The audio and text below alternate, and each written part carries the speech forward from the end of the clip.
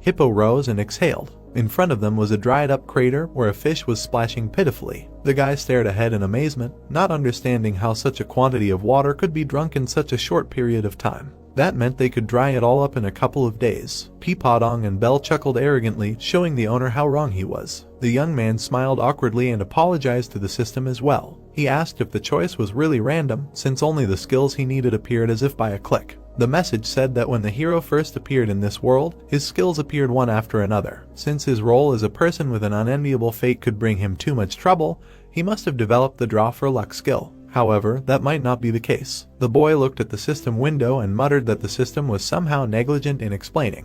Hippo looked at the owner and squeaked. The hero asked if he really wanted to drink more. The brown-haired man looked up decisively and allowed him to drink as much as he wanted because their construction starts tomorrow. The water was gradually draining. The boy planned to start the construction with the vertical drainage method. The workers looked up at the huge animal in shock. First, Hippo would pump out all the water from the swamps, then drain it into the river and become small again. Then the workers would loosen the soil and remove the roots and remains of plants. The men worked hard, and Xavier stuck his sword into the ground using an explosion. Next, they needed to dig holes where they would insert bamboo poles. They would need to make sand pegs and ask Peepodong to compact the earth. As soon as the water collected inside the bamboo poles, it would be time for Hippo's powerful blow. Then they would build a more reliable storage facility using his modeling skill. The work was in full swing under the command of the aristocrat. And so 10 days passed. The first part was completed. The hero raised his hand and shouted that they still had a long way to go, but when the work was done, they would have a party, so they had to try hard.